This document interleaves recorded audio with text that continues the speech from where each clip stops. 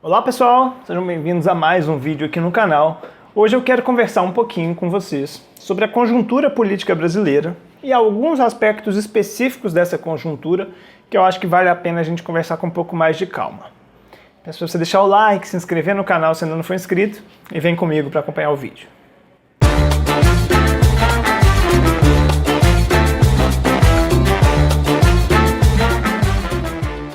Bom pessoal, vamos falar um pouquinho então sobre a conjuntura política, alguns aspectos da política brasileira atual.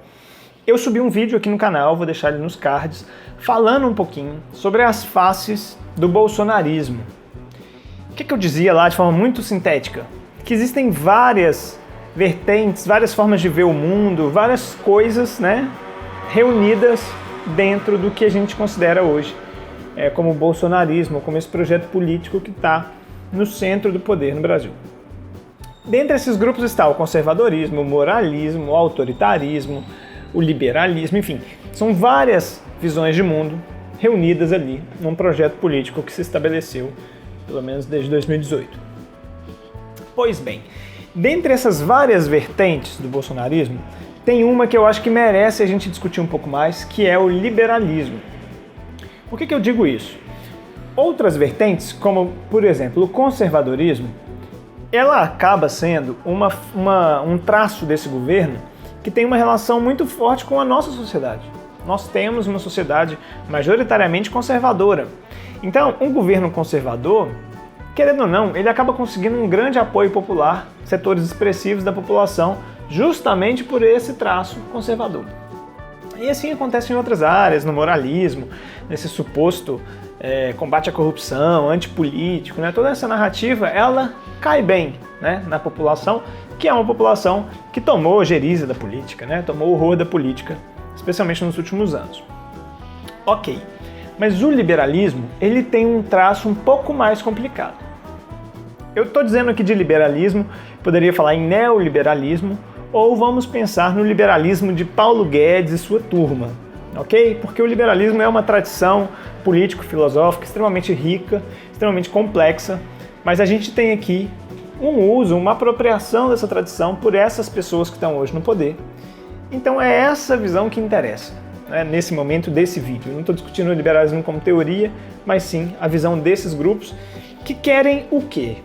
Querem fazer ajuste fiscal, querem insistir no teto de gastos, aprovaram agora há pouco a autonomia do Banco Central, prezam aí uma livre atuação do mercado de forma radical.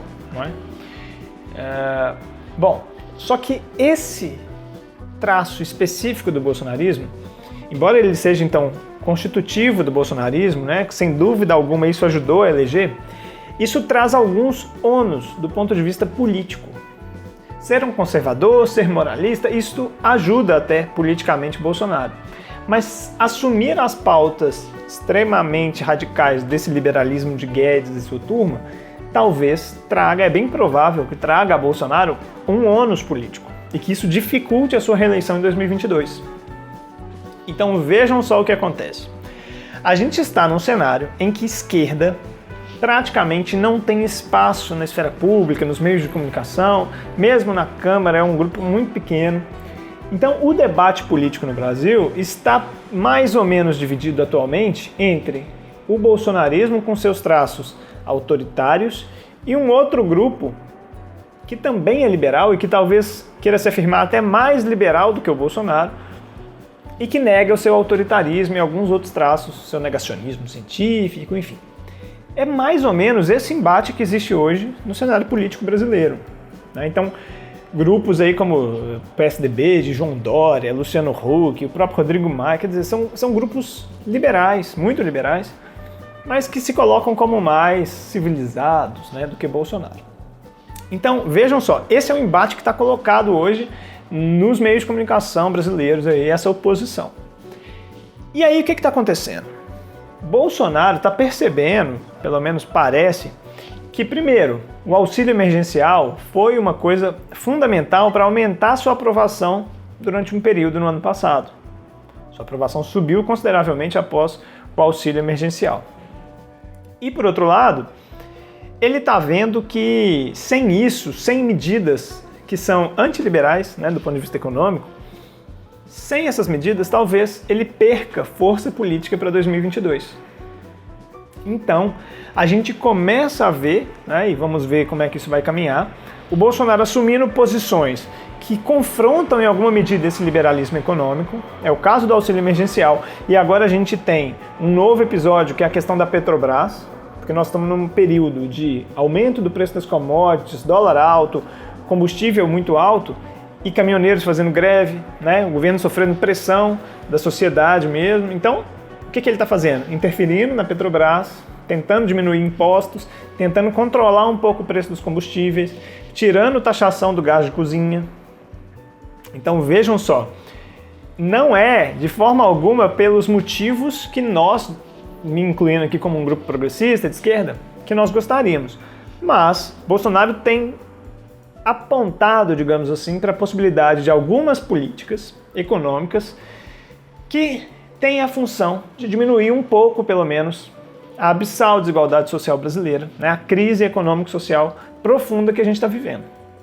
Isso não exclui em nada as outras tantas atrocidades e absurdos, né, do presidente. Mas nesse aspecto especificamente, a gente vai ver muito fortemente nos meios de comunicação um embate entre esses grupos liberais que vão dizer que é necessário ajuste fiscal, que se o governo quer dar auxílio emergencial tem que tirar de algum lugar, que tem que ter todo um plano, né, de ajuste fiscal ali para que isso não signifique uma nova violação ao teto de gastos. Todas essas pautas bastante liberais vão cair em cima do presidente, porque ele provavelmente vai flexibilizar essas regras, pensando um pouco no caos econômico e social, mas pensando lá em 2022 na sua eleição.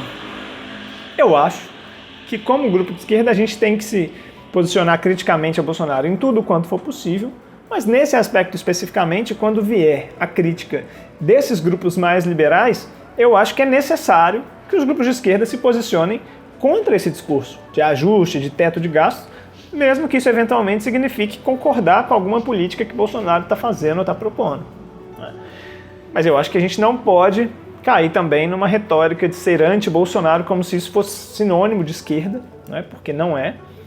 E também não podemos cair na ideia de que é melhor, né, que o caos se implante por completo para que a gente tenha alguma chance eleitoral em 2022, porque primeiro, isso não é garantia alguma, né, de que a esquerda é que vai ganhar com isso em 2022, e segundo, que o caos é justamente o que a gente não quer, né, esse prejuízo econômico e social para aquelas populações que mais precisam, que estão na base da nossa sociedade e que a gente vê hoje aos montes, nas ruas, passando fome, enfim, nas situações mais precárias possíveis, né? Bom, então é isso. Eu acho que essa vai ser uma tensão nesse ano de 21 e depois em 22, justamente pelas ambições políticas de Bolsonaro. É possível que ele viole o teto de gastos, que ele faça políticas que vão desagradar um pouco esse mercado financeiro, esses grupos liberais extremos. E nesse caso, apesar das suas ambições políticas e dos seus tantos erros, tantos problemas, eu acho que nesse caso específico é importante a gente não comprar a ideia de que criticar Bolsonaro é sinônimo de ser esquerda. Em algum momento pode ser sim que seja parte do nosso compromisso com uma sociedade justa defender uma política que Bolsonaro eventualmente vai tocar, né? Especialmente sabendo que ele vai contar com a crítica de vários outros setores que também não nos representam, né? Então é isso, pessoal. Me conta aqui nos comentários o que vocês acham. Eu sei que é um tema bastante polêmico, um pouco complicado. Eu espero vocês no próximo vídeo. Deixe o seu like, se inscreva no canal. Um abraço e bons estudos!